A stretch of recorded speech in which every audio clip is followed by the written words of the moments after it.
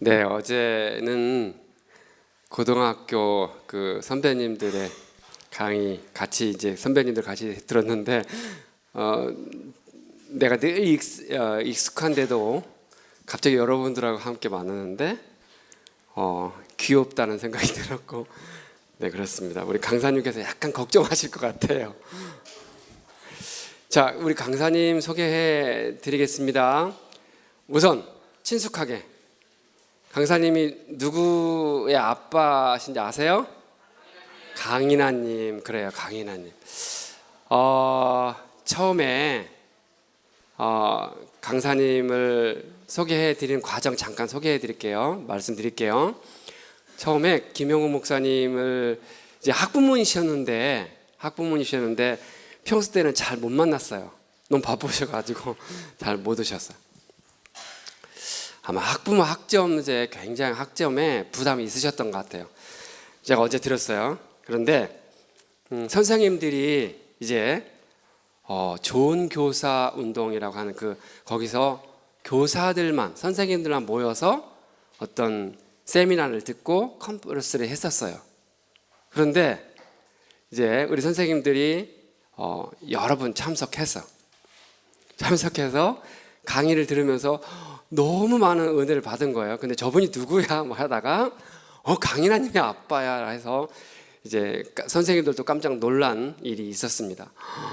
우리 부모님들께 이런 귀한 강사님 계셔서 이렇게 이런 얘기를 듣고, 근데 저는 그때 다른 일정이 있어서 못 갔어요. 그래서 선생님들의 피드백을 듣고 이제 집에 가서 그 김영우 목사님의 강의를 쭉 들었습니다. 들었을 때 한 단어가 저에게 와 닿았는데 그게 하나님 나라예요. 저는 아마 1992년 정도 됐을 거예요. 근데 그때 하나님의 나라에 대해서 이제 책을 읽고 크게 깨달은 게 있었어요. 이 신앙이 다분히 무슨 예수 믿고 천국 가는 거 뭐 이런 것만 막 듣고, 그리고 이렇게 열심히 하면 복 받는 거 뭐 이렇게 계속 강요하고, 그리고 내가 열심히 교회 생활을 하면 참 믿음이 좋으시다고 이렇게 얘기를 들었습니다. 근데 이게 잘못 내가 알았던 거예요. 그렇게 해서 신앙을 왔었는데 그 김용호 목사님의 그 말씀을 들으면서 저 핵심에 대해서 오래오래 동안 이렇게 고민하시고 책을 쓰셨구나 생각했어요. 이걸 어떻게 하면 우리 학생들과 함께 나눌까 했는데 한 가지 딱 걸리는 게 있었어요. 일단은 유명하시기도 하셨지만 학부모는 한 번도 지금까지 오시지 않았다는 강사님으로 이제 너무 고민이 됐고, 그런데 학부모님 고민되는 게 또 한 가지 있었어요. 학부모님이지만 또 고민되는 게 과연 강인하님이 이걸 좋아할까? 이게 굉장히 어려움이 있었습니다. 그래서 이제 목사님께 좀 초청 토론으로 강의해 주실 수 있겠습니까? 했을 때 목사님도 말씀하실 때 강인하니 좋아할까요? 이렇게 했습니다. 그럼 제가 이제 미션을 받았죠. 그래서 학교로 돌아와서 식사를 할 즈음에 강인하님 손을 딱 잡고, 강인한, 내가 부탁 하나 할 게 있는데, 그리고 물을 게 있는데, 아빠께서 초청 토론 강사님을 오시면 어떨까? 그럴 때 강인하니 밥도 먹기도 전에 바로 저야 좋죠 이렇게 했습니다. 그래, 그러면 지금 그래도 지금 갑자기 답을 이렇게 했다가 후회할 수도 있으니까 이번 주 토요일 그러니까 집에 가서 잘 상의하고 그리고 다시 한번 얘기해 줘 했는데 물어볼 만한 것 없이 좋아했습니다. 그래서 이렇게 모시게 되었습니다. 어제 저녁에 그 고등학교 선배님들에게는 굉장히 이렇게 또 퀄리티가 있게 말씀하셨어요. 여러분도 아마 저는 믿어요. 영적으로 여러분들도 우리가 많이 깨어 있기 때문에 비록 조금 어리다 하지만 그래도 잘 들을 거라 믿습니다. 김영우 목사님 이제 말씀해 주신다. 어제도 비록 뭐 처음으로 이렇게 고등학교 하신다는데 굉장히 재밌었습니다. 여러분들 기대하시고 모시겠습니다. 자, 박수.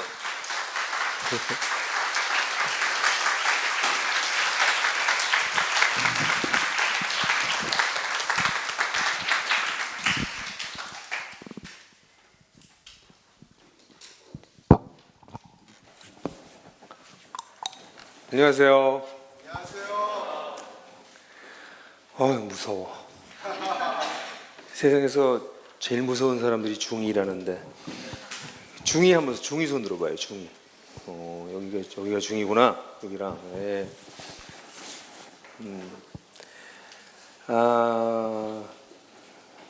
나는 설교를 많이 하는 편이에요. 설교를 참 많이 하는데 중고등학생들한테 설교를 제가 안 해요. 왜 안 하는 줄 아세요? 왜냐면 중고등학생들하고 내가 얘기를 잘 할 자신이 별로 없어. 어른들하고는 얘기할 수 있을 것 같아요. 근데 중고등학생들한테 내가 얘기 잘 할 수 있을까? 이게 늘 걱정되고, 또 중고등학생들의 언어가 있잖아. 같이 얘기하면 말하는 방식이 있고 생각이 있고, 그걸 잘 이해한 분들이 그걸 하시는 게 좋다, 이렇게 생각을 해서 저는 가능하면 중고등학교 학생들은 사역을 안 해왔어요. 근데 이번에 이제 오게 된 거는 학교 요청도 있었고, 또 제가 불량 학부모예요. 그래서 아이를 보내놓고 이 학교에 자주 오질 못해. 왜냐면 또 학교 학부모 모임이 있잖아요, 여러분들. 그 모임에 내가 참여를 못해. 왜냐면 그분들이 모이는 시간에 나는 일해야 돼요. 제가 직업이 목사거든요.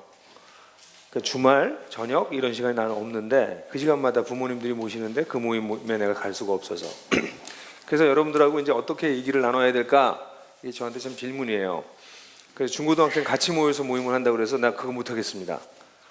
나눕시다. 중학생하고 고등학생 생각이 너무 다를 텐데, 그죠? 고등학생한테 맞추면 중학생들 별로 재미없고, 중학생한테 맞추면 고등학생 재미없고, 중1과 고3이 어떻게 내가 볼 때 너무 차이가 나는 것 같은데, 그죠? 그래서 나눠서 얘기하자 그랬어요. 그래서 여러분들하고 같이 이렇게 나눠서 중학생들만 따로 만났는데 진짜 분위기 다르네. 훨씬 파릇파릇하네. 이 얘기 또 가서 고등부에 가서 얘기하지 마요. 목사님이 우리 파릇파릇했다고 그렇게 얘기하지 마요. 그래서 일단 여러분들이 만나지 않으면 변하지 않는다 책을 다 읽었어요? 그거 어른들 위한 책이에요. 응? 인생에 찌든 어른들을 위한 책이야, 그 내용이. 근데 그걸 여러분들이 읽었다고? 중1, 2, 3이 대단한 것 같아요. 그게 잘 이해가 됐어요? 이쪽 중2 남자들 별로 관심 없는 것 같아. 이해가 됐어요? 안 됐어요? 읽었어요? 읽긴 읽었어요? 오케이. 중1은 어디 있어? 중1들 한번 손 들어봐요. 와우. 이쁘다 중1들. 근데 왜 중1이 왜 맨 뒤에 앉았어? 중1이 앞에 앉아야 되는 거 아니야? 그런 거 없어요? 늦게 와서? 중1. 중1들은 지금 힘들겠네. 아니에요? 학교 생활에 적응 잘 됐어요? 오케이. 그래서 오늘은 어떤 식으로 좀 진행했으면 하냐면, 여러분들이 만나지 않으면 변하지 않는다 책을 읽고 여러분들이 낸 질문들이 있는 것 같아. 응? 여러분들이 돼 있죠. 그래서 여러분들 질문이 어떤 질문인지 먼저 한번 보고, 그러면 저도 이제 우리 친구들이 이런 생각을 가지고 있구나, 이런 고민이 있구나, 그런 걸 알 수 있잖아요. 그럼 거기에 따라서 제가 좀 얘기를 할게요. 오케이? 그래서 한번 여러분들이 낸 질문이 어떤 질문을 냈는지 한번 우리 살펴봅시다. 예수님 사교처럼 만나고 싶은 의지가 있어야 만날 수 있는지, 아니면 그냥 내 삶에 오시는지 궁금해요. 질문 좋다. 고등부보다 질문이 더 좋아. 2번, 예수님은 어떻게 만나요? 질문도 뭐 이렇게 이쁘게 하셨어요, 어제보다. 예수님 어떻게 만나요? 책에서 말씀하신 하나님의 무조건적인 사랑을 경험해 보셨나요? 또 내가 하나님께 도래하려는 결심을 했을 때 주변 사람의 도움을 받는 것에 대해서 어떻게 생각하시나요? 고난을 통해서 우리를 새롭게 변하고 예수를 말아간다고 합니다. But 고난으로 인해 죽거나 자살한 사람들은 어떻게 보여야 하는 건가요? 네. 아니 이거 중딩들이 한 질문 맞아요? 선생님들이 해준 거 아니에요? 우와, 대단한데? 하나님은 고난 속에 있는 자를 찾아가신다고 했는데, 그렇다면 나는 계속 고난 속에만 살아야 하나님을 만날 수 있는 건가요? 고난이 없다고 생각할 때 나의 영성이 타락하게 된다면 나는 언제나 고난 속으로 뛰어드는 게 맞나요? 목사님께는 힘들 때가 언제였나요? 그때 하나님은 어떻게 의지했나요? 외로웠던 경험이 있나요? 저는 외로울 때 어떻게 다가가서 위로해 주시나요? 하나님은 우리가 걷고 뛰는 것을 원하시기보다 날개를 달으신 분이라고 말씀하셨는데, 지금 우리가 걷고 뛰는 것만 만족할 때도 있잖아요. 그럴 때는 어떻게 해야 할까요? 이 책을 쓰게 되신 계기는 무엇인가요? 예수님 만나지 않으면 변하지 않나요? 우리는 가난하고 낮은 자들의 구원을 위해서만 구원하고 있지 잘난 사람 부자들의 구원을 위해서 기도하지 안 하지 않나? 그러면 반말이야 갑자기. 목사님께서 처음 만났던 예수님의 모습은 어떤가요? 무한 경쟁 사회 속에서 우리가 예수님을 붙들 수 있는 방법은 극박한 상황 속에 있는 사람들이 예수를 믿고 상황이 변할 거라고 믿지만 상황 변함이 없어서 주님을 떠나는 경우가 많다. 이 문제를 왜 생기는 것이고 이 덫을 해결하기 위해서 우리는 어떻게 해야 하는가? 목사님 예수님의 모습 중 한 가지를 닮을 수 있다면 무엇을 갖고 싶으신가요? 예수님을 더 빠르게 만나기 위한 지름길이 있나요? 가지고 있던 믿음에 의심이 가기 시작했어요. 어떤 방법으로 극복해 갈까요? 한번 하나님을 경험하면 한동안 성령 충만한데 다시 제자로 돌아오는 것도 빨라요. 어떻게 하면 되칠 수 있을까요? 우리의 고통을 느끼고 공감해 주고 치유해 주신 주님은 계속 일하시는데 왜 이 세상에 고통이 계속 존재할까요? 만나지 않으면 변하지 않는데 기도만 하며 기다리면 되는 것인가요? 애매한 믿음 때문에 고민이에요. 믿으려고 하지만 다짐만 반복되고 기도도 예배도 열심히 하지만 뭔가 정체되는 고민이에요. 여기서 탈출할 수 있는 방법은 무엇일까요? 왜 사람마다 예수님을 사랑하는 정도와 때가 다 다른 것인가요? 일단 조금 놀랍네. 질문의 퀄리티가, 질문의 수준이 제가 대충 예상하고 왔던 것보다 훨씬 높아요, 여러분. 그래서 일단 좀 기대가 되기도 하고 약간 이렇게 조숙한 중딩들을 어떻게 다룰 것인가가 아주 큰 고민이에요. 같이 한번 이야기를 나눠봅시다. 일단 그냥 최근에 저한테 있었던 재미있다기보다 그냥 영상 사진 몇 장 보여줄게요. 작년 여름에 목사님은 자전거를 타요. 마운틴 바이크를 타. 그래서 산을 타는 걸 좋아하는데 이제 좀 나이가 들어서 아주 험한 산을 타기 좀 어렵고, 이제 산을 타기 위해서는 이제 자전거를 많이 오르막을 많이 오르락내리락 해야 되는데, 우리 집 뒷산이 북악산이에요. 그리고 북악 스카이라고 길이 있어. 그래서 그 길로 이제 자전거를 타고 올라가고 있었는데, 한참 올라가는데 왼쪽에 로드킬이라고 그러죠. 차에 치여 죽은 동물, 그 로드킬이라고 그러잖아. 근데 뭐가 하나 이게 길 한가운데 있는 거예요. 그래서 뭐 또 동물이 하나가 죽었구나. 그래서 뭐지, 쥐인가 뭔가, 그리고 이렇게 자전거 타고 가는데 보니까 안 죽은 것 같아. 그 사진 한번 볼까요? 그래서 왜 지금 보이지? 이게 땅바닥에 이러고 있는 거야. 그 저기 자전거 앞에 핸들 보이죠? 핸들이 요만하단 말이에요. 진짜 손잡이가. 고양이 사이즈를 알겠어요? 그래서 가다가 보니까 얘가 살아있어. 그래서 이렇게 들어보니까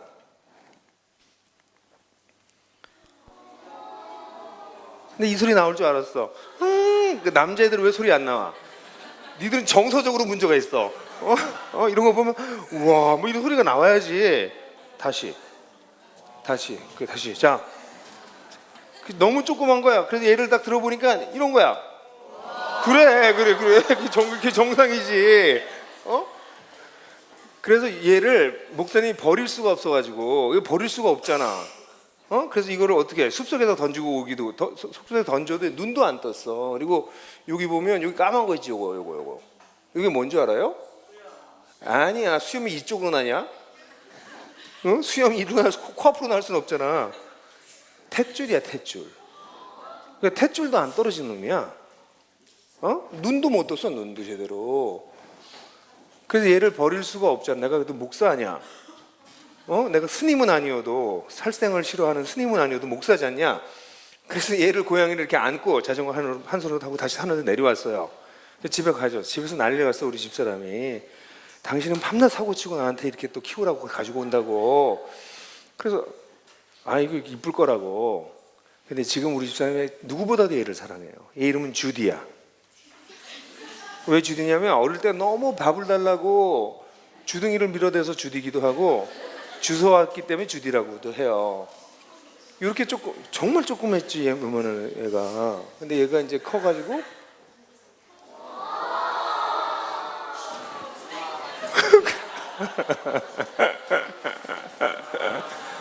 늦어. 영혼이 없어.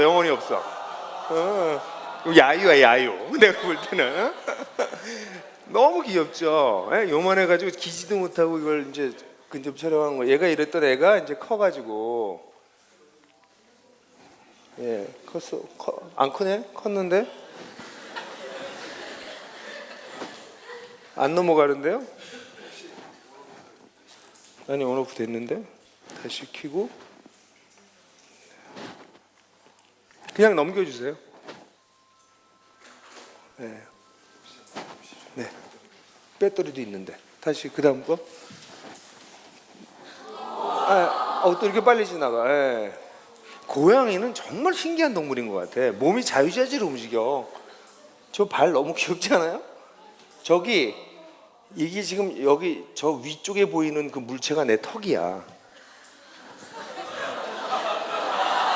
대충 알겠어요? 잘 모르겠지, 그지?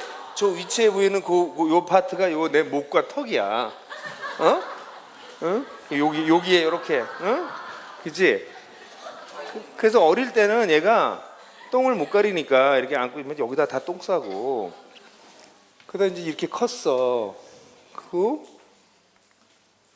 지금은 이렇게 요요만 고양이가 됐어요. 내가 이 고양이 얘기 왜 하는 줄 알아요? 우리 집에 이제 딸이 하나 있는데 고3 딸인데 얘는 홈스쿨링을 해요. 얘는 이제 홈스쿨링을 하면서 좀 외로워해. 좀 외롭다 이런 얘기를 하고, 또 우리 아내는 우리 아내가 그냥 내 아내는 몸이 그렇게 건강하지 좀 않은 편이에요. 그래서 사실은 이렇게 우리 꿈의 학교에도 왔다 갔다 하기가 좀 힘들어. 한번 왔다 갔다 하면 들어 누워야 돼. 너무 멀어서 몸이 좀 약한 편이야. 그런데 이 주디가 우리 집에 들어오고 난 다음에 우리 집이 바뀌었어.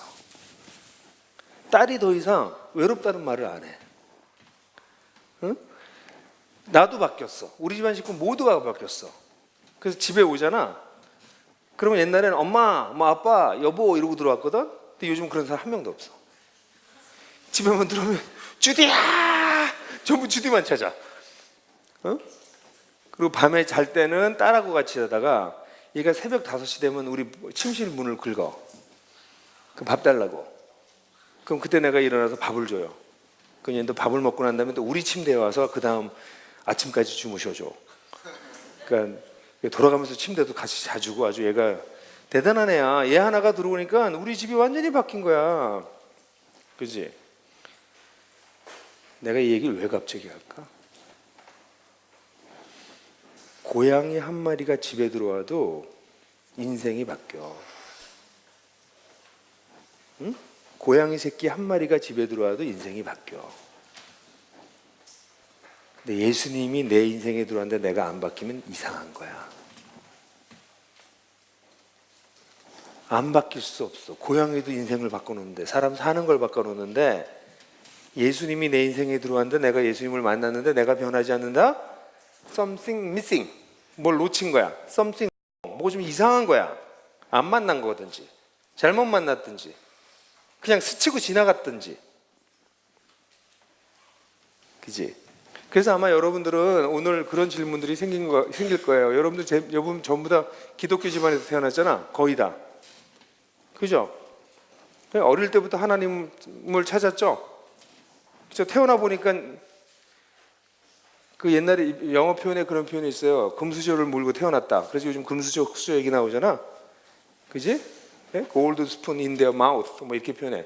입에 골든 스푼을 가지고 태어났다 그러잖아. 여러분들은 뭐야? 십자가를 물고 태어난 거야. 그지? 태어나 보니까 십자가를 물고 있어. 그 자기가 여기 있는 사람 지금 자기가 원해서 크리스찬이 된 사람이 별로 없어. 그죠? 그냥 크리스찬이라고 치고 있는 거잖아. 솔직히 말하면 여러분들 크리스찬이 아닐 가능성이 훨씬 높아. 응? 왜냐하면 기독교는, 예수님은 이렇게 어릴 때부터 교육을 받아서 예수를 믿게 되는 게 아니에요. 예수를 정말 만나야 변해. 그걸 조금 어려운 표현으로는 회심이라고 그래요. 정말 예수님을 만나서 사람이 변화되는 것이 회심이야. 그런데 이제 기독교가 한번 들어오게 되면 기독교 집안이 생기고 기독교 집안에서 태어난 사람들은 어떤 착각을 하냐면 이 집안에서 계속 이렇게 예배 드리고 교회 보내고 그럼 얘는 크리스찬으로 잘 클 거야 이렇게 생각을 해. 근데 그렇게 안 돼. 근데 여러분들 얘기를 잘 들을 필요가 있는 건 뭐냐면 여러분들이 머지않아 여기 있는 사람 중에서 어쩌면 반 이상이 어쩌면 그 이상이 하나님을 안 믿게 될지도 몰라. 왜냐면 여러분들은 지금은 여러분들이 믿고 싶어서 믿은 게 아니야. 어릴 때부터 믿게 됐으니까 믿은 거야. 그지? 여러분들이 만약 불교 집안에서 태어났으면 지금 불교인일걸? 여러분이 만약 이슬람교에서 태어났으면 지금 이슬람교 믿고 있을걸? 그잖아. 그럼 어떤 일이 벌어질까? 이제 여러분들이 성장하잖아요. 성장해서 나의 의지로 내 인생을 결정할 때가 오기 시작해. 그지? 지금은 꿈의 학교 오기 싫은 사람들도 와 있을지도 몰라. 부모님이 가라고 그랬으니까 부모님 말씀 순종해서 부모님이 나한테 제일 좋은 거를 하라고 하시니까 믿고 가자. 그래서 온 사람들 많죠? 있을 거야. 그지? 그런데 이제 어느 시점이 되면 내 인생 내가 결정할게요 할 수 있는 때가 와요. 그게 언제쯤 될까? 응? 20살?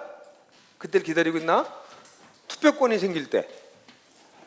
그지? 투표권이 생겨서 투표하기 시작하면 벌써 사회에서 한 시민으로 인정해 주는 거잖아. 그지? 그리고 여러분들이 이제 경제력이 생기기 시작할 때 부모로부터 독립할 수 있겠지? 그러면 이제 내 인생은 내가 알아서 결정해야 되잖아. 근데 하나님 믿는 게 나한테 별로 중요하지 않으면 그때 떠나겠지. 그래서 목사님이 서울에 있는 어떤 유명한 장로님이 이끄시는 교회 한 군데를 가서 설교를 하러 갔는데 그 설교 가보니까 다 할머니 할아버지들이 많아. 젊은 사람은 거의 없어. 30, 40대 거의 없고 다 5, 6, 70대야. 그래서 설교 끝났더니 한 할머니가 일어나셔서 질문하셨어요. 나한테. 목사님, 저 한 가지 큰 질문이 있습니다. 저희가 평생 우리 자녀들 신앙생활하고 주일 성수하고 주일학교 보내고 평생 신앙생활했는데 보십시오. 우리 교회 우리 어른들의 자녀들은 한 명도 교회를 지금 다니지 않고 있습니다. 이 왜 이렇게 된 건가요? 이렇게 저한테 물어봤어요. 지금 거꾸로 얘기하는 거야, 그지? 여러분들보다 더 여러분들 어머니 아버지보다 더 나이가 드신 할머니들이 저한테 그렇게 질문한 거예요. 왜 이렇게 됐나요? 우리가 열심히 기도하고 아이들 열심히 주일학교 보내고 또 기독교 학교도 보내고 어떤 애들은 그런데 왜 얘네들이 지금 신앙생활 안 하나요? 이렇게 물어봤어요. 그래서 제가 뭐라고 대답할게? 응? 기독교를 교육을 시키면 예수를 믿게 된다고 착각해서 그렇습니다. 기독교는 교육돼서 되는 게 아닙니다. 교육도 필요하지만 하나님을 만나서 변화되어야 되는데 그게 회심인데 자녀들의 회심을 위해서 엄마 아빠가 기도하지 않으셨습니다. 우리 꿈의 학교도 마찬가지일걸? 여기 다니면 이게 다 기독교 학교잖아. 기독교 분위기고. 그죠?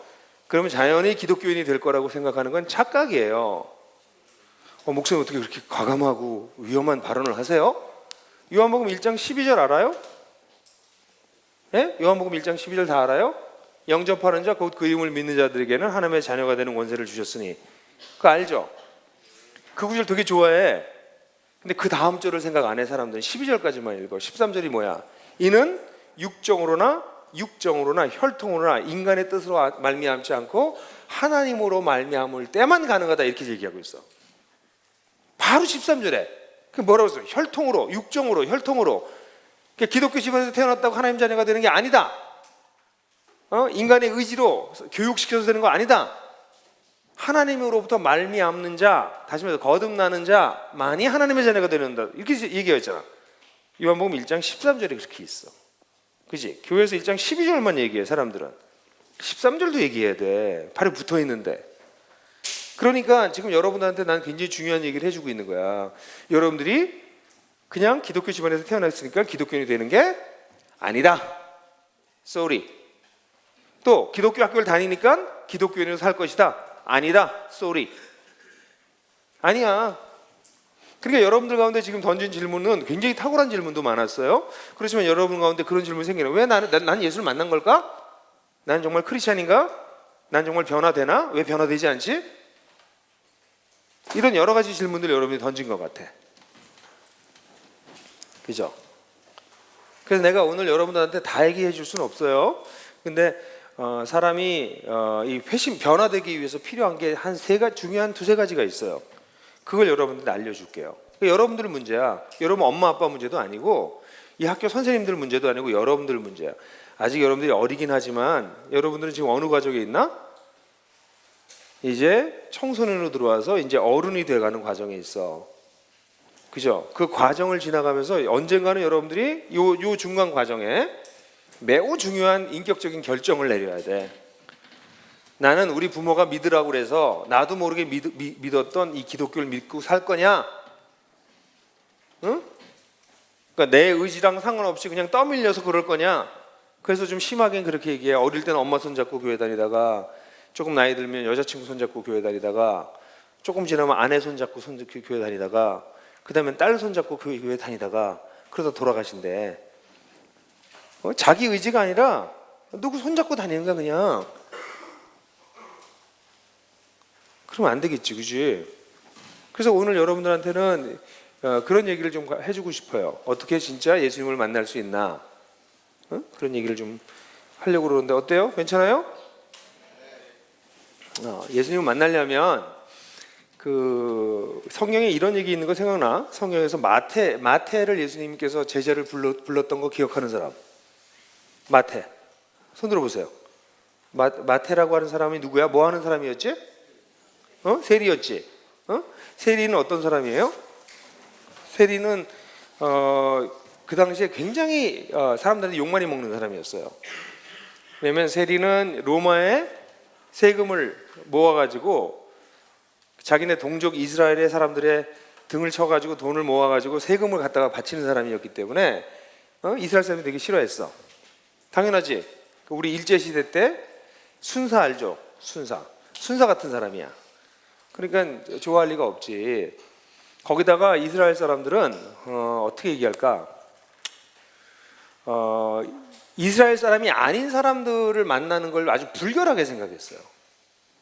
그래서 이방인을 뭐처럼 여겼다고? 개처럼 여겼어. 그런 아주 선민의식을 가지고 있었는데 이 마태는 늘 로마 사람들하고 이방 사람들하고 만나야 되니까 이 사람들은 지금 일제시대 때 순사의 한 10배쯤 더 혐오스러운 사람이야. 근데 이 사람을 예수님이 제자로 삼았어요.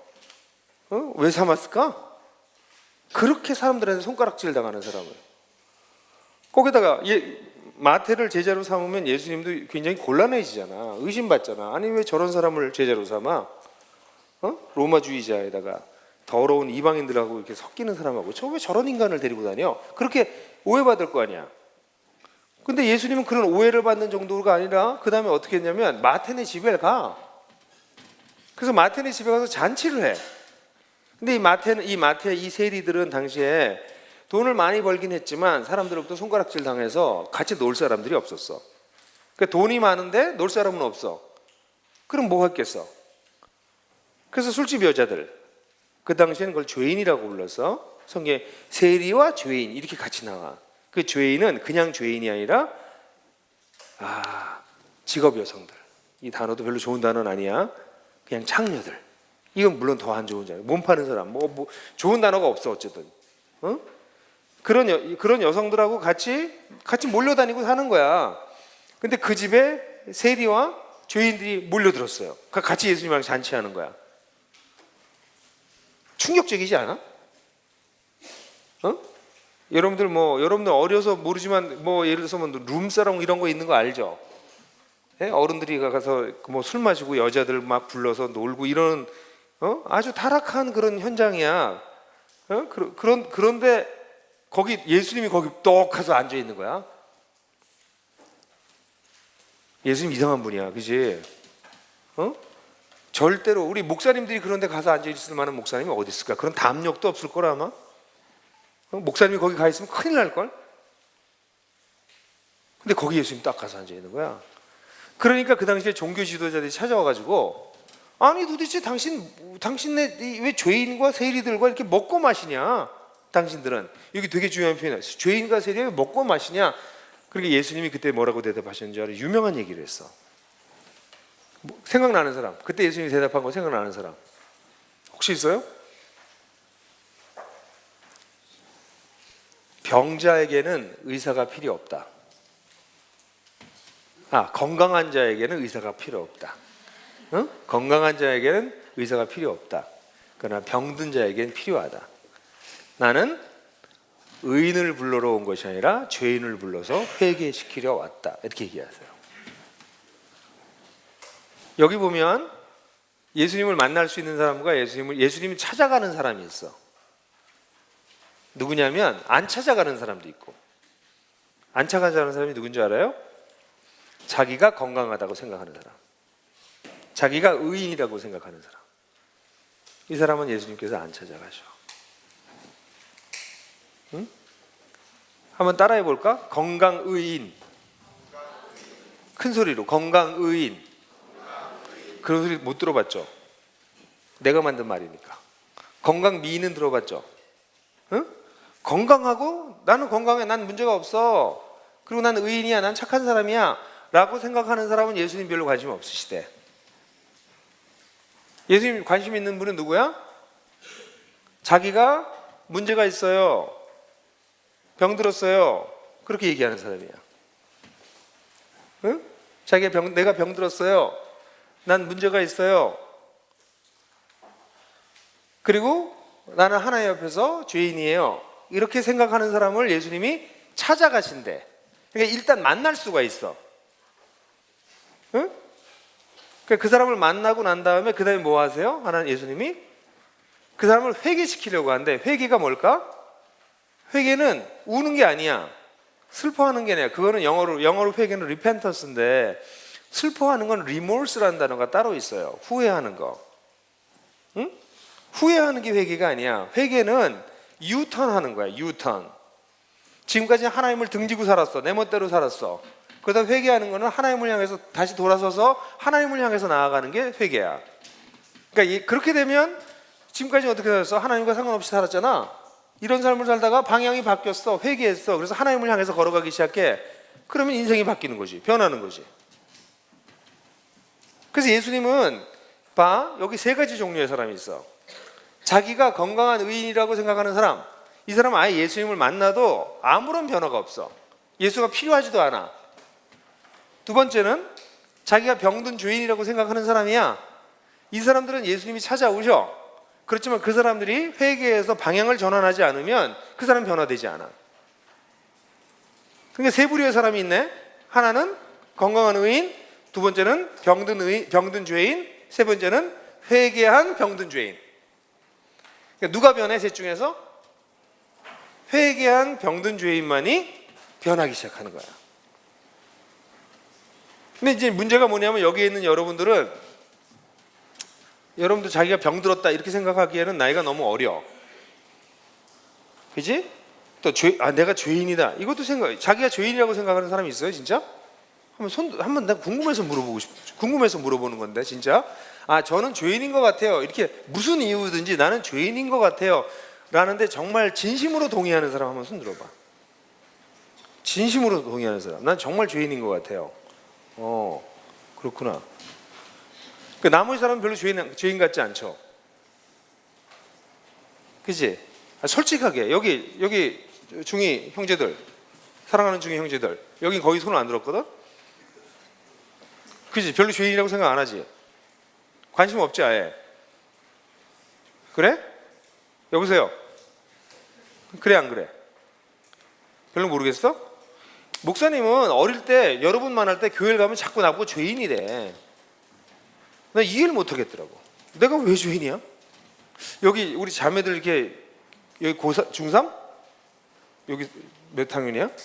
중2? 여기 굉장히 조숙한 중2들이 앉아있네. 자기가 죄인이라고 하는 거를 난 정말 이해를 못했어요. 목사님은 나름대로 모범생이었거든? 안 믿겠지만 학교에 가면 정말 나쁜 짓 하는 애들 많아. 걔네들은 죄인 같아. 난 죄인 아니야. 내가 뭐 죄를 짓게 뭐 이렇게 많이 죄를 짓겠어. 근데 교회를 가면 또 예수님이 나를 위해서 죽으셨대. 아니 뭐 요 정도 죄를 가지고 죽기까지 하냐? 날 위해서 죽어주신 거 고맙긴 한데, 아니 그 뭐 죽을 만한 일을 했어야 내가 나를 위해서 죽으시지. 난 기독교 이해가 안 갔어. 정말 이해가 안 갔어요. 그래서 중등부 다닐 때 중등부 회장도 하고 뭐 그랬지만 교회 놀러 갔어요.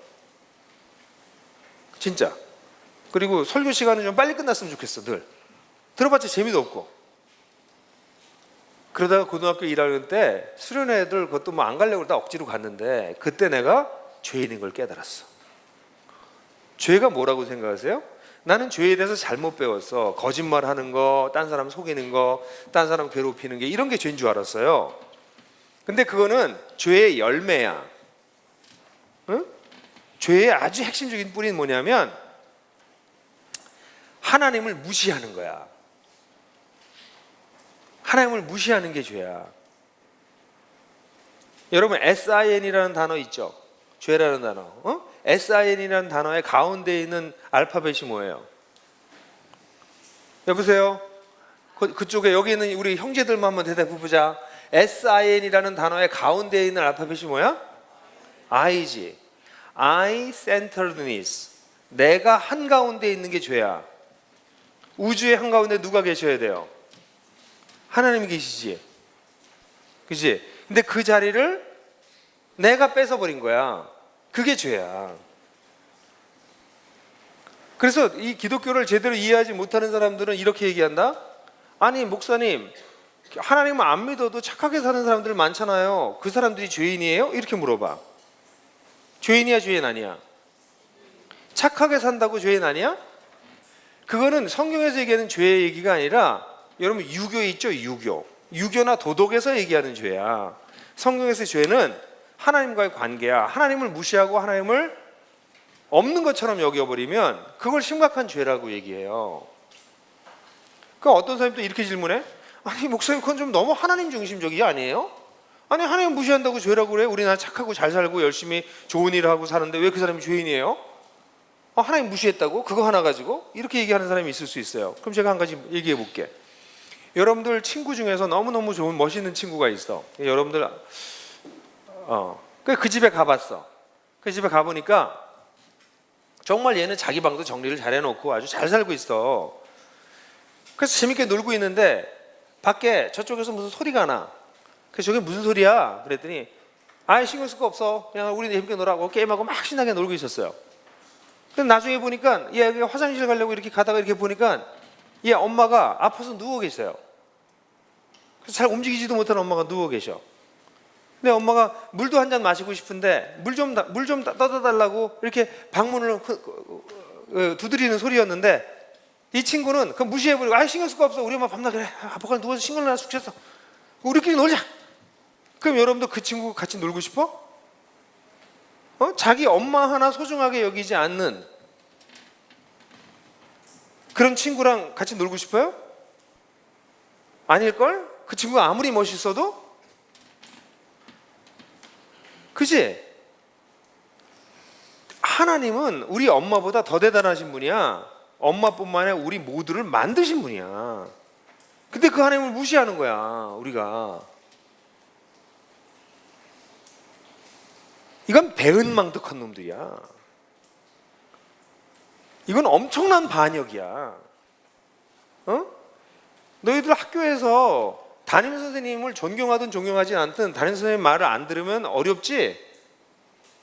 그지? 우리 학교에도 꿈의 학교도 규율이 있지? 규율 안 지키면 어떻게 해? 학교에서 쫓겨나지? 맞죠? 세상도 마찬가지야. 세상대도 어떤 법칙인데 법을 안 지키면 쫓겨나고 감옥에 가. 근데 우주를 지으신 하나님을 무시한다고? 없는 걸로 여긴다고? 그게 죄예요, 그게. 그러니까 자기가 교회에서 밤낮 죄인이라고 얘기해도 난 죄인 아니라고 생각하는 사람들이 대부분 많은데 그 나를 건강의인이라고 생각해. 나 괜찮잖아. 착하게 살고 열심히 살고. 아니, 죄가 그런 게 아니라니까? 죄는 하나님과 관계의 문제야. 하나님을 무시하고 있는 거야. 뭐 여기서 여러분들이 어쩔 수 없이 그런 분들도 있지만 내가 강의할 때 제일 힘든 게 뭔지 아니? 강의할 때 내 강의를 안 듣는 사람들이 많을 때, 졸고 있을 때. 그럼 내 기분이 매우 상해. 여기 몇 사람 안 듣고 있거든 내 얘기 지금? 근데 마음이 되게 상하다고. 왜 상한 줄 알아? 나 여기 놀러 오지 않았거든. 내 시간 내서 여기 왔거든. 그럼 나는 뭔가 여러분들 뭘 전해주러 왔거든. 근데 내 얘기 안 듣고 무시하고 있는 거야. 그럼 내 기분이 어떻겠어? 불쾌해. 그치? 인간도 그래, 인간도. 근데 하나님이 우리를 만드시고 우리를 살게 해주시고 지으신 하나님이 우리에 의해서 무시당한다고 생각해봐. 그거 괜찮겠어? 하나님의 심판이 그래서 임하는 거예요. 사람들이 하나님을 무시하게 되면 어떤 일이 벌어지냐면 하나님이 없다고 생각하기 때문에 사람들이 양심에 따라 사는 게 아니라 그때그때 눈치 봐가면서 살아. 그러니까 딴 사람들에게 못된 짓을 해. 나쁜 마음도 품어. 나쁜 짓도 해. 사실 들키지만 않으면. 왜 그럴까? 들키지 않는, 아무도 안 보니까. 신이 없어. 하나님이 안 계셔. 근데 딴 사람이 내가 잘못한 거 나쁜 짓 하는 거 몰라. 들키지 않으면 돼. 그래서 여러분들 십계명 알죠? 예? 십계명 알잖아. 그 맨 마지막에 11계명이 뭔지 알아? 들키지 말라. 들키지만 않으면 돼? 그렇게 생각하는 거야. 그건 뭐야? 하나님이 안 보고 있다고 생각하는 거야, 우리를. 하나님 무시하는 거예요. 하나님을 무시할 때 여러분들 부모를 무시하면 여러분들 가정생활이 평안할까? 여러분들 학교 담임선생님 무시하면 학교 생활 잘할 수 있을까? 여러분들 나중에 대학을 가면 교수님들의 얘기를, 교수님이 이렇게 페이퍼 써라 이렇게 얘기했는데 저는 그렇게 안 쓸 거예요, 저는 이렇게 쓸 거예요. 그러면 그 학과 통과 못 할 거야? 여러분들이 나중에 회사를 갔어. 회사 갔는데 여러분들 상사 말들을 무시해. 그러면 얼마 있다가 회사에서 쫓겨날걸? 자기 바로 위에 있는 사람들한테도 꼼짝 못하는 사람들이 천지를 지으신 하나님을 무시한다고? 그러니까 여러분들이 굉장히 중요한 거야. 예배 때 여러분들이, 예배는 하나님을 예배하는 거거든? 근데 예배 때 여러분들이 장난치고 있고 놀고 있고 이거 다 하나님 무시하는 거야. 예배 드리지 마. 밖에 나가 있어. 그러면 니들 잘 들어야 돼. 예배 시간에 그럴 거면 나가 있어. 차라리 예배 드리지 마. 그건 조롱하는 거야. 기독교 교육을 그렇게 해서도 안 되고, 예배는 그런 게 아니야. 하나님 조롱하는 거야, 니들이. 그럼 차라리 나가서 노는 게 죄를 안 지는 거야. 니들이 뭐 하고 있는지 모르는 거야, 지금 예배 시간에. 장난칠 게 따로 있지. 예를 들어 선생님 여기 앞에 앉아 계셔. 선생님, 엄마 아빠가 여기 와서 앉아 계셔. 근데 엄마 아빠한테 앞에 가지고 엄마 아빠 우리 생신이라고 해서 생신상 차려드리려고 모였어. 그 엄마 아빠 여기 앉아 있는데 와서 딴짓들 해. 막 게임하고 있고 신문 보고 있고 한 놈은. 자네들이 그래. 그럼 엄마 아빠는 앉아가지고 얘네들 왜 생일상을 왜 차려주냐. 차라리 돈이나 주지. 생일상 차려놓고 앉아서 같이 잔치한다고 그래놓고서는 앉아가지고 딴짓하고 있는 거야 다들. 그건 조롱하는 거라고, 부모를. 무슨 소리인지 알아? 그러니까 차라리 그럴 바엔 예배를 안 드리는 게 나아. 그러니까 기독교 교육에서는 정말 그런 예배를 안 드리게 해야 돼요, 학교에서. 아이들이 그렇게 되면 자기도 모르는 사이에 기독교는 그런 걸로 하는 거야. 와서 장난치는 줄 알아. 여기가 어딘데인데. 그지? 이게 끔찍한 거야. 그러니까 인간은 근데 그런 성향을 가지고 있어요. 자기 맘대로 하고 싶어 하는. 그러니까 하나님 없이 내 멋대로 살고 싶어 하는 게 인간이 가지고 있는 성향이야. 그걸 죄성이라고 불러. 그래서 하나님 없이 내 맘대로 살고 싶어요. 이렇게 사는 거야. 근데 하나님은 인간을 괴롭히려고 하시는 분이 아니라 인간이 동물하고 다르게 존엄하게 아름답게 살기를 원하시는 분이셔서 계획을 인간이 이렇게 사는 게 맞다라고 법도를 정해놓으신 거야. 거짓말하지 마라. 여기 여러분들 가운데 거짓말하는 사람도 있을지 몰라. 거짓말을 하면 우리 집에서는 거짓말하는 걸 굉장히 중요하게 여겼어요. 그래서 우리 강인한도 어릴 때 거짓말을 했다가 아빠한테 무지하게 혼났어요. 다른 건 용서해도 거짓말은 용서하지 않는다. 왜냐하면 거짓말은 뭐냐면 그 순간에 하나님이 없다고 얘기를 하는 거야. 내가 속여 먹을 수 있다고 생각하는 거거든. 근데 거짓말을 하면 딴 사람한테 피해 주는 게 아니라 그 사람의 인격에 문제가 생겨. 거짓말하는 인격이 돼. 그럼 나중에 나이가 들어도 자기가 뭘 거짓말을 하는지 아닌지를 모르라. 자기 합리화를 하는 거거든. 그러니까 죄는 뭐야? 죄를 지으면 지을수록 자기가 파괴돼요. 자기만 파괴되는 게 아니라 자기 주변 사람들을 괴롭혀. 그러니까 여러분들은 아직 어려서 여러분들이 영향을 줄 수 있는 사람이 적어. 근데 나이가 든다는 게 뭔지 알아요? 나이가 들면 자기가 영향을 주는 사람이 점점 많아진다는 거야. 어른이 되면 될수록 영향력을 끼치는 사람이 많아. 지금 여러분 친구 몇 명한테 영향력 주지만 좀 있으면 회사에 있으면 회사 동료, 아래에 있는 직원, 나중에 부모가 되면 자녀, 나중에 시민으로서의 여러분들 역할을 하기 시작하면 시민으로서 사회에 영향을 끼치는 일들을 다 하게 되는 거야.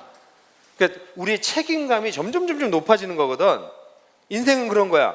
자라가면서 우리의 책임이 증대해, 이렇게 많아져. 책임이 많아진다는 얘기는 뭐냐면 그만큼 많은 사람에게 좋은 영향을 끼칠 수도 있고 나쁜 영향을 끼칠 수도 있다는 거예요. 그러니까 하나님의 법도를 따라 살게, 하나님이 주인이십니다 라는 것을 정말 믿고 그리고 하나님을 따라 살게 되면 어떻게 돼? 그럼 내가 사람들에게 좋은 영향을 끼치고 나도 건강하게 살 수 있는 거예요. 그런데 문제는 뭐냐면 우리 모두가 하나님 없이 내 멋대로 살고 싶어 하는 거야. 이게 우리한테 본능처럼 있어. 그래서 이게 내 문제로구나. 내가 하나님 없이 내 멋대로 살고 싶어 하는 게 나한테 있구나. 이걸 발견할 때 내가 병든 주인인 걸 알게 되는 거야. 그래서 내가 자꾸 거짓말 하려고 하는구나. 그래서 남 속여먹는구나. 내가 컨닝도 하고 싶은 마음이 가끔 드는구나. 리포트도 내가 뭐 글을 쓸 때도 남의 거 베껴 쓰면서 아닌 척 하려고 하고 뭐 이런 것들. 친구 뒷담화하고 이러고 싶은 마음도 자꾸 생기고 쟤 넘어뜨리고 싶고 쟤 꼴 보기 싫고 이런 마음이 나한테 드는구나. 왜? 내 멋대로 하고 싶으니까. 그게 우리 아주 본능이야. 목사님 미국에 좀 살았는데 내가 가르쳤던 우리 학생 중에서 나중에 목사님 된 분들도 여럿 있어요. 근데 그 중에 하나가 그때 전도사님이었는데 애를 키우고 있었는데 아이가 다비다라는 아이였어. 근데 이 다비다라는 아이는 여러분들도 그랬는지 모르지만 아주 꼬만데 여자 너무 이쁜 애야. 다비다. 우리 너무 이뻐. 근데 얘가 자꾸 이 콧구멍에다 자기 손가락을 집어넣어가지고 코 속에 있는 이물질을 자꾸 꺼내. 여자애가 꺼내서 어떡할 것 같아? 그냥 먹지 않지. 꺼내서 뭐부터 해? 그 다음에 돌돌돌 말지. 그리고 난 다음에 뭐 어떻게 해? 그리고 먹잖아. 그지? 뭘 표정들이 그래. 자기들도 다 했으면서. 그지? 근데 얘가 자꾸 그러니까 그 엄마가 린다라고 하는 엄마가 얼마나 애가 이쁜 딸이 자꾸 코에서 이렇게 해서 자꾸 먹으니까 다비다 Please don't do that. It's so dirty. 그렇게 얘기를 해. 야 다비다야 제발 좀 그러지 마라. 이건 너무 더럽잖아. 그랬더니 다비다가 팍 째려보더니 다시 코에서 이렇게 손을 집어서 팍 꺼내더니 왕건이 하나 꺼내더니 이렇게 딱 말아서 딱 이렇게 보여주더래 엄마한테 이렇게 말아가지고. 그래서 제가 왜 저러나 그랬더니 딱 따라주더니 It's mine. 그리고 입속에 쏙 집어넣더래. 코딱지 내 거야. 그리고 입속에 집어넣더라는 거야. 그래서 그 얘기를 하고서 우리가 막 깔깔 웃었어. 근데 그게 죄야. 코딱지 내 거니까 내 마음대로 할 거야. 5살짜리가 It's mine 하고 먹는 거야. 그게 죄야. 내 인생은 내 거니까 내 마음대로 할 거야. 그게 죄야. 아니 내 인생 내 거가 아니야. 하나님이 나를 만드셨어. 하나님이 주인이셔. 그리고 하나님은 내가 가장 아름답고 멋지게 살기를 원하셔. 그래서 하나님의 뜻을 따르면 가장 멋지고 아름답고 의미 있고 가치 있는 인생을 살 수 있어. 근데 하나님 없이 내 멋대로 살 거야 하고 살아가는 게 뭐야? 그게 죄야. 그뿐만 아니라 죄는 어떠냐면 아주 이기적인 욕심이 많아서 그것도 내 친구 왜 내 친구 애들은 다 그런지 모르겠어. 내 친구 애가 걔 또 조셉이라고 하는 존이라고 하는 유명한 한국에 있는 목사님이 있어요. 그 집 아이인데 엄마가 이제 그 집 엄마가 쿠키를 구웠어요. 이렇게 따뜻한 쿠키를 오븐에서 막 구워가지고 가지고 내려왔어. 그래서 친구가 오니까 친구 아이들하고 이제 둘이 앉아가지고 쿠키를 엄마가 이렇게 그 접시에다가 따뜻한 쿠키를 가져왔어요. 그랬더니 나눠 먹어라. 그랬더니 자기 아들이 딱 보더니 침을 막 발라더래. 쿠키에다가 침을 발라서 It's mine, it's mine, it's mine. 다 내 거라고 침을 딱 발라놓더래. 그러니까 앞에 이렇게 앉아있던 놈이 이렇게 쳐다보는 게 다 침을 발랐잖아. 그게 죄야. 이거 다 내 거야, 내 거야. 이거 뭐, 보지 마. 우리 엄마가 만든 건 내 거야. 내가 침발라 쓴 건 내 거야. 이게 죄야. 내 마음대로 하고 싶은 거야. 그랬더니 그 앞에 이렇게 그럼 이렇게 앉아있더니 걔가 더 똑똑해. 걔가 어떻게 하는지 가만 보더니 침을 흐르면서 You can have it, you can have it. 너 다 먹어라, 너 다 먹어라, 너 다 먹어라. 정말 똑똑하지 않냐 걔는? It's mine, it's mine, it's mine. 그때 옆에 이렇게 보이다. You can have it, you can have it, you can have it. 그 침을 다 발라버린 거야. 그러니까 아무도 못 먹게 만들어 버리는 거지. 그게 죄야. 나도 안 먹고 너도 안 먹고. 나 죽을 거면 너도 죽고.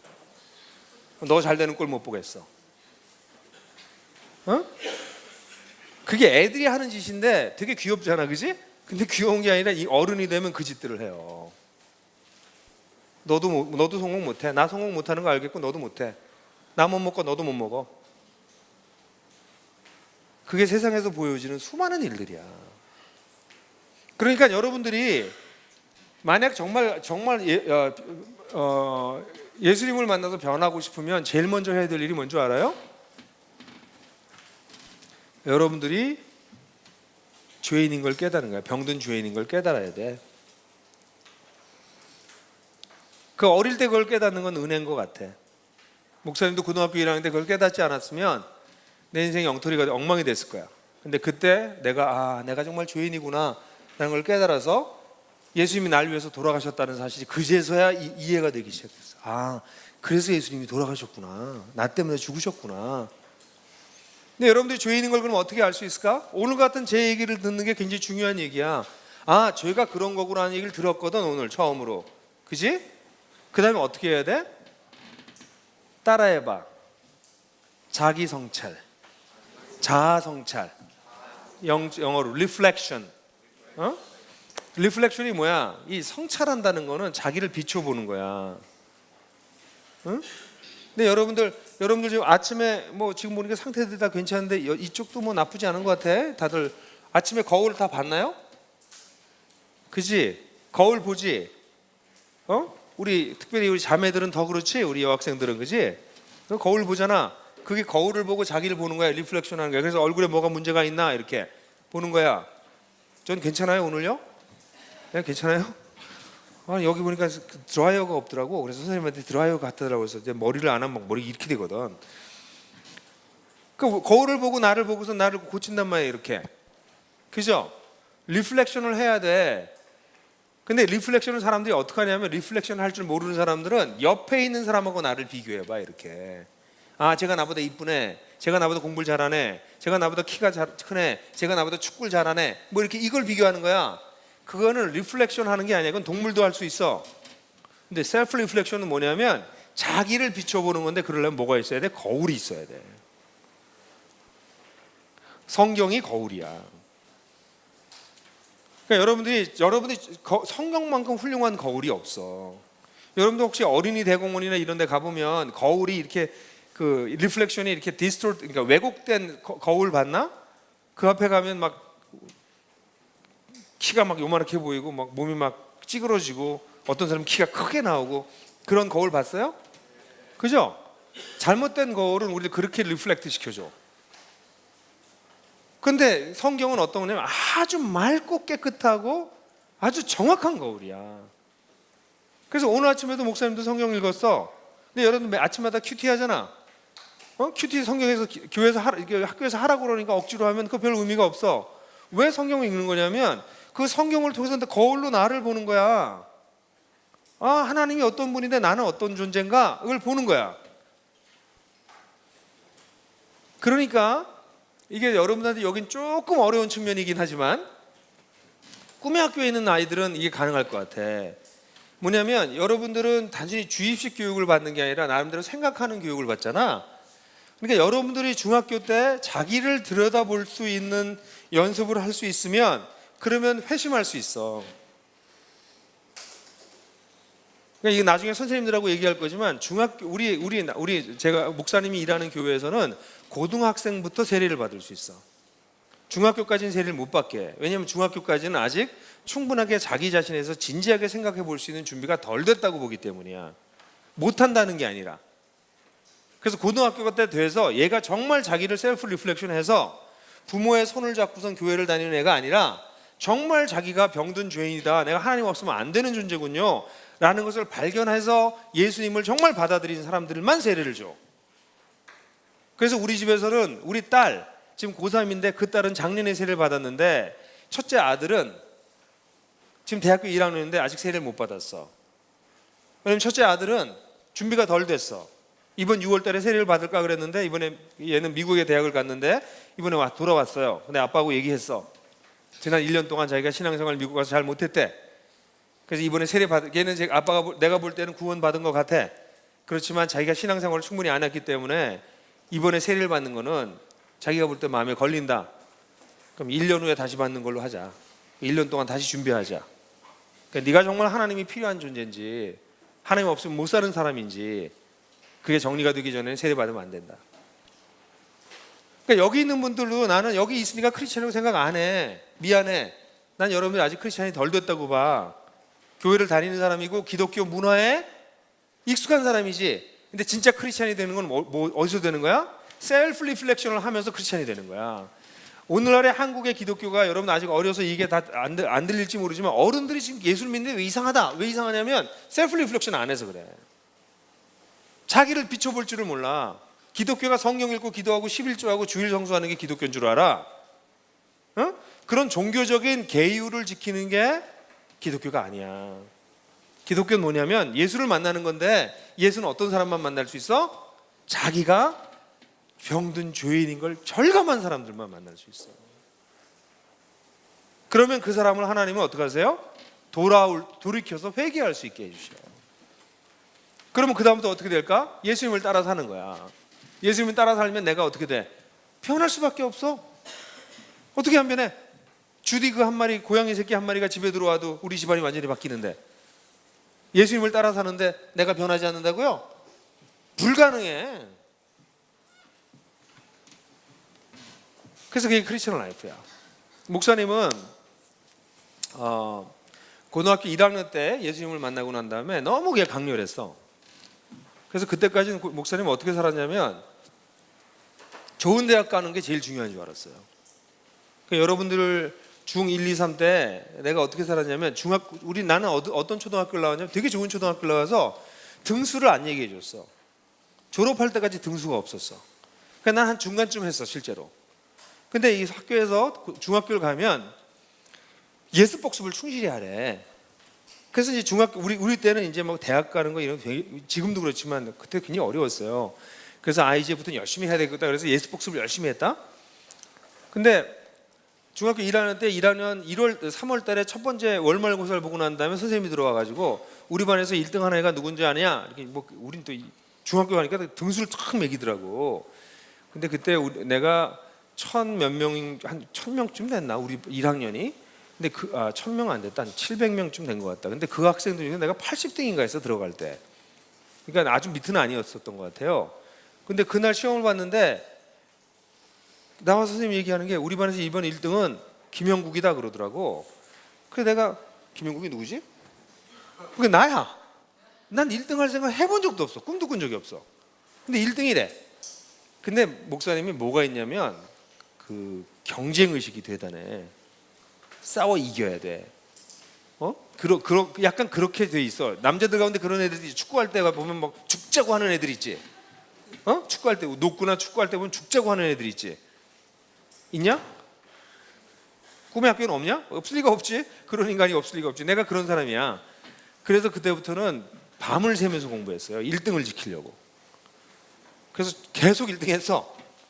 그래서 나는 그렇게 해서 이제 결국 서울대학 가는 게 내 인생의 목표인 줄 알았어. 근데 고등학교 1학년 때 예수님을 만나고 난 다음에 내 인생이 바뀌었어요. 대학 가는 게 중요한 게 아니구나. 하나님을 믿는 게 더 중요한 거구나. 하나님을 통해서 내 인생이 다시 자리 잡는 게 중요하구나. 그래서 내가 목사님 너무 바뀌기 시작한 거야. 그래서 얘기를 길게 하긴 그렇지만 그래서 대학을 졸업하고 고등학교 졸업하고 난 다음에 원래는 목사님 아버님이 좀 유명한 건축가야. 그래서 한국의 유명한 건축물들을 많이 설계하셨어요. 뭐를 예를 들까? 뭐 우리 영종도 국제공항, 뭐 국립박물관, 청와대, 뭐 상암 월드컵 뭐 이런 거 다 우리 아버님 회사에서 했어. 그러니까 나는 어릴 때 건축가가 되면 앞길이 딱 열리는 사람이야. 근데 고등학교 졸업하면서 목사님이 고3 때인데 아침에 일어났는데 1월 1일인데 저녁 때쯤에 막 피를 토하는 거예요. 그래서 병원에 응급실에 실려갔는데 보니까 폐결핵이래. 그래서 1년을 학교를 쉬었어요. 원래 이과였어. 그래서 건축과를 가는 거였거든. 근데 그때 그래서 이과로 가지 않고 고민하고 문과로 바꿨어요. 왜냐면 내 마음속에 내가 변해봤잖아. 예수님을 진짜 마음으로 받아들이고 내가 죄인인 걸 정말 깨닫고 예수님을 받아들이고 내가 바뀌었거든. 그래서 그때 내가 깨달은 게 나는 집을 짓는 사람보다 사람을 짓는 사람이 되고 싶다. 그래서 건축가 대신에 문과를 택했어요. 그래서 대학교를 갔어. 근데 대학에 딱 오니까 나는 고등학교 때 내가 예수님 만나가지고 변했거든. 근데 대학교 딱 와서 내가 기독교가 진리야 하고 사람들한테 얘기하려니까 내가 아는 게 없어. 내가 다른 종교도 잘 몰라. 내가 사회학을 공부했는데 사회학 물론 몰라. 인문사회학, 사회학 몰라. 그냥 입시 공부만 하고 대학 간 거야. 그래서 대학교 들어가서 내가 친구들한테 뭐라고 얘기했냐면, 야, 내가 기독교가 정말 진리인지 난 체험적으로는 알겠는데 이게 지식적으로도 맞는지 내가 고민해 보겠다. 그때까지 기독교가 진리라는 말을 보류하겠다. 멋있지 않냐? 기독교 진리인 걸 보류하겠다 이렇게 얘기하고 공부를 했어요. 책도 읽고. 그리고 대학교 한 2학년 때쯤 돼서 기독교가 정말 지적으로도 탁월하구나. 어떤 철학 체계하고도 싸워서 이길 수 있구나를 깨달았어요. 그렇게 하면서 지금까지 왔어. 그 얘기를 다 내가 얘기를 하지 않고 여기까지만 얘기할게. 왜냐하면 목사님은 고등학교 1학년 때 예수님을 만나고 변하기 시작해서 지금 내가 57인가 8인가 그래. 좀 있으면 이제 60이 된대. 끔찍하긴 한데 이 세월이 지나가면서 하나님을 계속 알아가고 있어. 그러면서 내가 계속 변하고 있어. 응? 그러니까 크리스천이 된다는 건 어떤 거야? 한번 예수님 만나고 구원받고 천국 가는 게 아니야. 예수님을 만나서 그때부터 변화되는 여정을 시작하는 거야. 언제까지? 죽을 때까지. 죽을 때까지. 계속 변화되어 가는 과정이야. 계속 성숙해 가는 과정이야. 그게 예수님께서 우리에게 원하시는 삶의 방식이에요. 그래서 오전 세션을 좀 마무리하면서 결론을 좀 다시 한번 내려볼게. 여러분들이 기독교 가정에서 태어났고 기독교 학교를 다닌다고 크리스찬은 아닙니다. 착각하지 마세요. 크리스찬이 그렇게 쉽게 되는 거 아니에요. 혈통으로 되는 거 아니에요. 육정으로 되는 거 아니에요. 교육받는 되는 거 아니에요.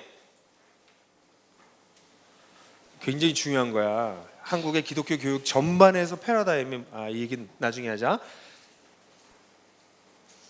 크리스찬이 되는 방법은 뭐야? 자기가 병든 죄인인 걸 깨달아야 돼. 자기가 하나님 없이 내 멋대로 살고 싶어하는 사람이라는 걸 깨달아야 돼. 그게 얼마나 무서운 심판이 기다리고 있는지도 깨달아야 돼. 하나님 없이는 존재할 수 없는 존재라는 걸 알아야 돼. 그걸 어떻게 알아요?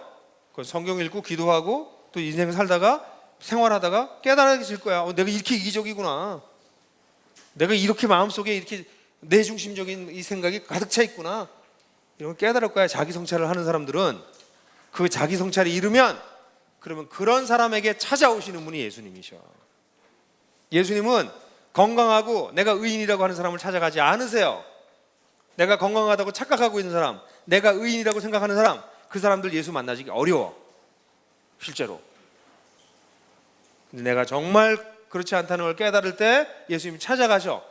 근데 찾아오셨다고 해서 예수님을 만나 예배 시간에 기도하고 예수님 사랑해요 그렇게 했다고 변하지 않아. 변한 건 언제 변해? 회개할 때. 회개는 뭐야? 우는 게 아니야. 돌아서는 거야.